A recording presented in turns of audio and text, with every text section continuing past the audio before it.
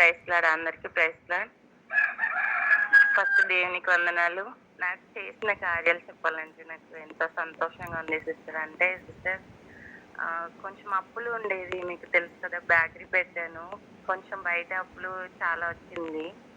Gold పెట్టినా కూడా బయట అప్పులు కొంచెం చేయాలని వచ్చింది సిస్టర్.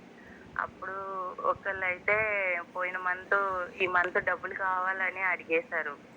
అంటే కొంచెం డబ్బులు బయట ఇవ్వాలి అలా అడిగేశారు. నేను బయట అంతా వెతికాను, నాకు దొరకలేదు సిస్టర్. అంటే ఈసారి నాకు ఇవ్వడానికి అందరిని అడిగినప్పుడు ఎవరు ఇవ్వడానికి లేదు. అప్పుల కోసమే అడిగాను, అది కూడా రాలేదు. ఇప్పుడు వస్తుంది అప్పుడు వస్తుంది అనుకొని దేవునితో ప్రేయర్ చేసుకుంటాం.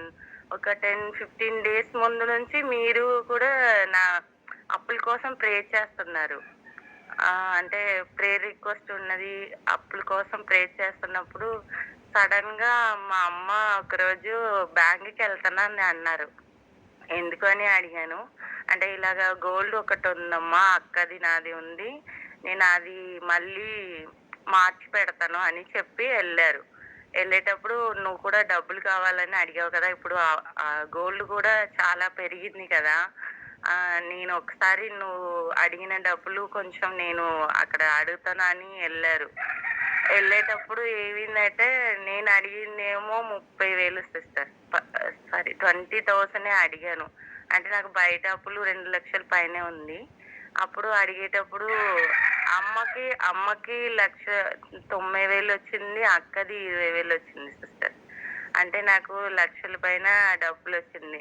అమ్మ నువ్వు బయట అప్పులు కూడా ఉంది కదా, వడ్డీ కడుతున్నావు కదా, నువ్వు అది ఇచ్చేసి వాళ్ళందరికీ ఇచ్చేసి నువ్వు వడ్డీ కొంచెం తగ్గించుకో అని అమ్మ నాకు ఇచ్చారు సిస్టర్ సడన్ గా.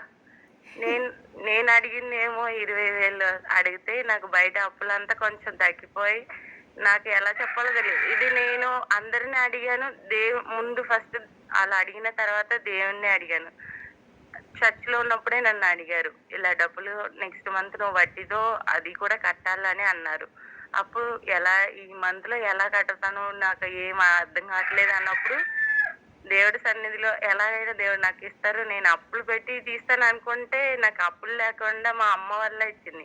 ఇప్పుడు అమ్మకు గోల్డే కట్టాలి, గోల్డ్కే అప్పులు కట్టాలి. నాకు అప్పులు బాధ లేదు. దేవునికి స్తోత్రం.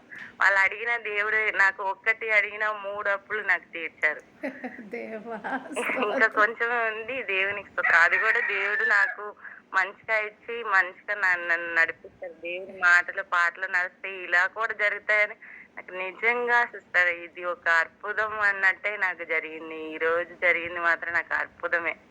నేను అడగకుండా దేవుడు ఒక్క అప్పులు కాదు 3 అప్పులు తీర్చారు. అంటే దేవునికి స్తోత్రం. ఇంకా నా అప్పులు అంతా తీరిపోతుందన్న నమ్మకం ఎప్పుడు ఉంది. నాకు అడిగిందంతా నేను అడగకుండే ఇచ్చే దేవుడు. బ్లెస్ యూ మా, బ్లెస్ యూ. దేవాదుడు కార్యం చేస్తారు, అద్భుత కార్యం దేవాదుడు చేస్తారు. ఇంకెవరైనా సాక్షులతో ఉన్నారమ్మా? వా, ఇట్స్ అమేజింగ్ గ్రేస్. ఎవరైనా సాక్షులతో